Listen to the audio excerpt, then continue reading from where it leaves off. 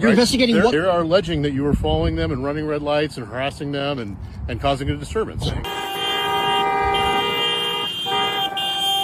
Okay, get ready for this video. There's a lot happening in Oregon right now, so I'm gonna do my best to try and break this down. We are seeing a lot of opposition right now against Homeland Security. I move to adopt resolution number 2025-33 declaring an emergency related to the impacts of federal immigration enforcement. If you're unaware, the city of Salem actually declared a state of emergency due to ICE activity in the area. So we're seeing stuff like that, and of course we're seeing more and more clips come out of the entire state of Oregon as far as opposition against Homeland Security, but the federal government must be paying attention. Guys, it fucking happened. The FBI just came to my door.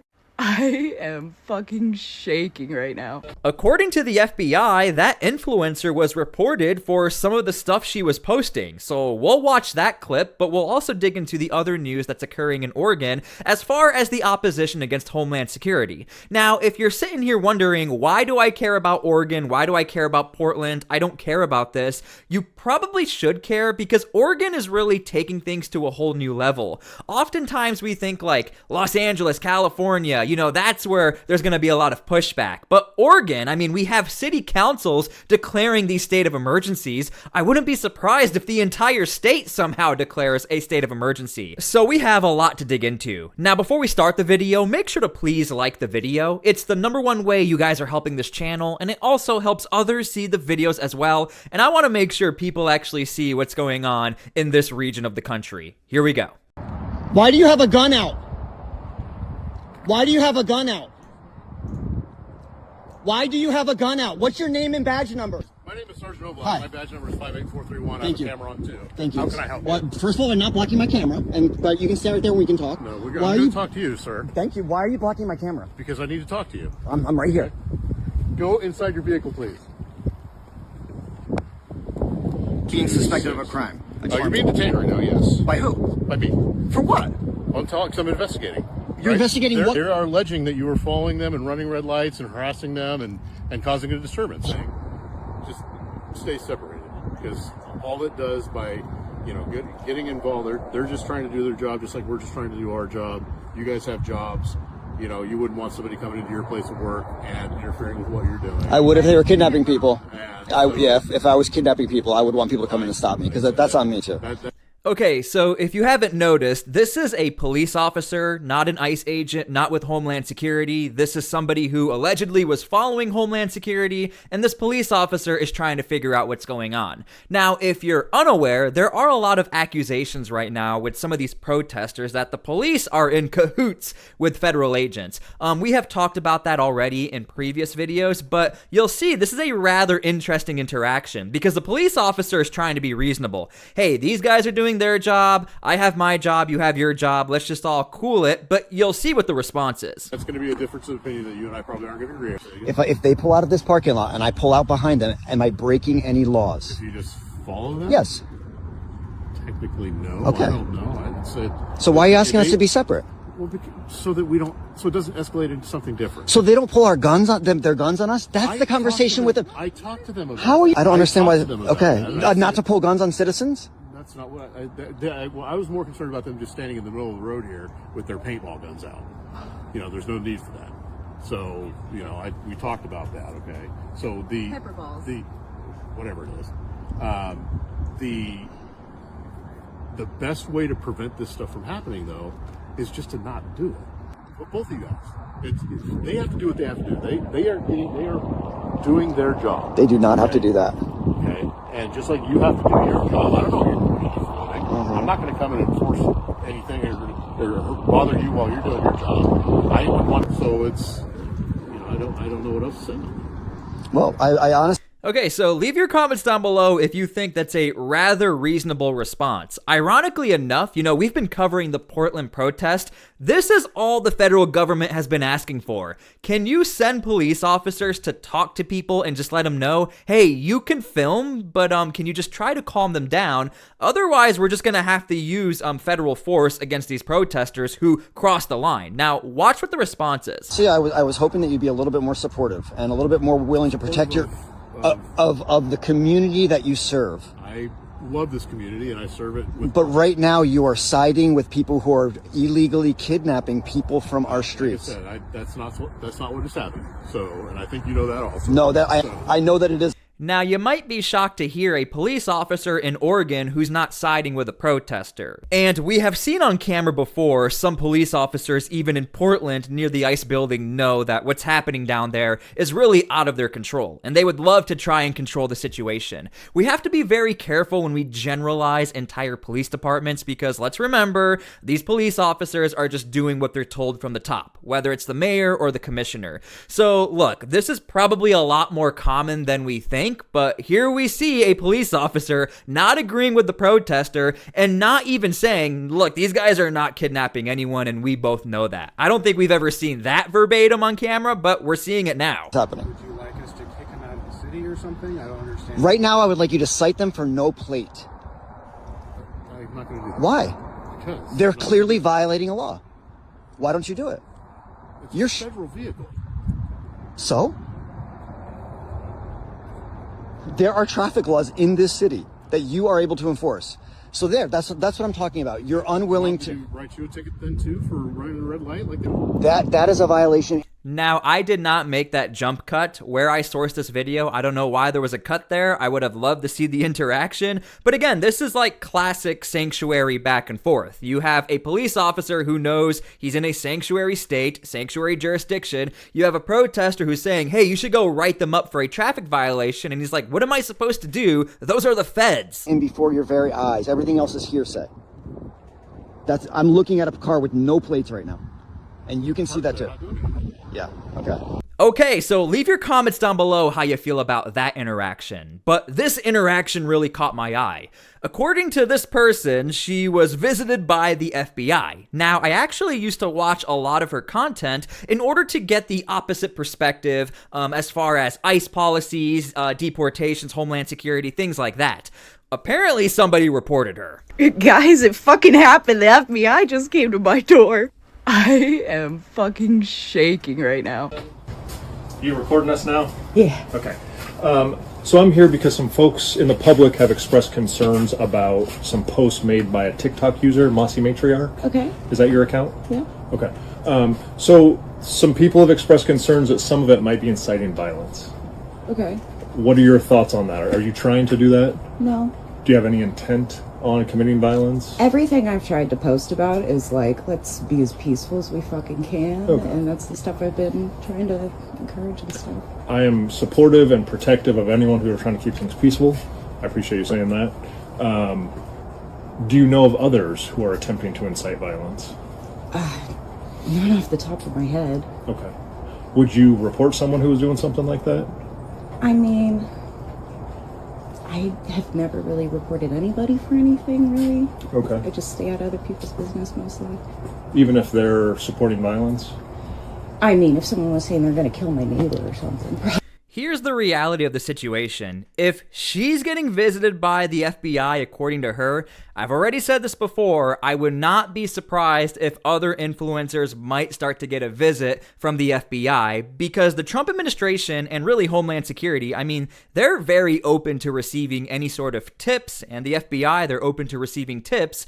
If there's some sort of report that it looks like someone is inciting violence, you might get a visit from the FBI or a federal agency. So I am not surprised this is happening, and I do think we will see more and more of this. Just a few days ago on my own channel, we actually talked about how there are people who got charges, some are found guilty of posting on Facebook and inciting violence. So this is why I'm not surprised. And I'm not saying she did that, but I'm just trying to say this is becoming common. Okay. Yeah. Okay. How about anyone who's interested in committing damage to federal buildings, county buildings, state buildings? Know anyone doing that kind of stuff? No. Okay. Would you report that kind of activity? If it's not someone I know personally, I don't really care that much. Okay. As I said, like, I'm interested in protecting First Amendment speech. Sure. But when someone is talking about hurting others or trying to get others to hurt people, that's where I have to go knock on doors and talk to people. Okay. Am I missing anything? You support the use of political assassination to silence people you might disagree with? No. No. Would you ever advocate for the use of violence? As you can see, these are very direct and very serious questions, and the implication we're getting here is that these are the accusations made against her, and these federal agents, according to the person filming, it looks like these agents are just trying to relay the question, hey, are you doing any of these things? To harm people you disagree with politically? No. All That's all right. I got. Thank you for your time. All right. Have a good one. You too. I am definitely 100% on a list now. We are at the point in this country where if you are exercising free speech, the FBI will show up at your door. I want to make it very fucking clear that I am not inciting violence. I'm not organizing violence. I don't know anyone making any plans to assassinate anybody or do any damage to federal property. And if I was, I probably would have had my account taken down a long time ago. Okay, so leave your comments down below how you feel about that interaction. The questionnaire really stood out to me. It looks like the FBI was trying to be as direct and indirect as possible, and they gave her the opportunity to say whether or not she did what she's being accused of. Now from here, let's move on to this state of emergency in Salem, Oregon. I'm gonna let the city council speak for themselves. I move to adopt resolution number 2025-33 declaring an emergency related to the impacts of federal immigration enforcement. Second.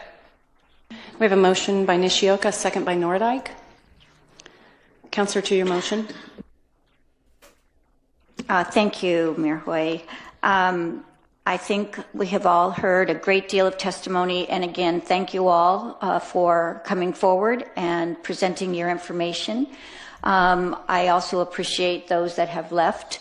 We also received written testimony this week and last week, so again, thank you for all of that. I know that this is difficult for all of us, and it is not easy for us as we sit in this chamber trying to figure out how we can help and what we are able to do. And remember, this is all in reference to ICE. I cannot recall other territories or cities, this is only happening in Oregon right now to my knowledge, where we are seeing the state of emergencies or a heightened alert to a near state of emergency as far as deportation operations, because I have no idea legally what this even means. I'm just going to be honest with you, but it is happening. I know that this has impacted me personally. I will add that my husband is American Japanese. His family were interned during the war, so I know that we have a history of similar activities. And I'm sorry if I'm going to cry. So this is not something that's new to this country. It's something that has been ongoing. And I do feel we need to find ways to help those that are bombarded by this activity. This is just a beginning, and I don't know if we'll have other opportunities. So again, I just wanted to express my sincere regret and concern and sorrow that this country likes to find ways to cause fear. And that fear continues to divide us. Okay, so leave your comments down below how you feel about that interaction. Again, as far as this being a state of emergency, again, I'm going to be completely honest with you. I don't know what this means because I don't think we've ever seen this before. To declare a state of emergency, I mean, we're typically talking about like a natural disaster or, you know, something like that, like a tornado or hurricane.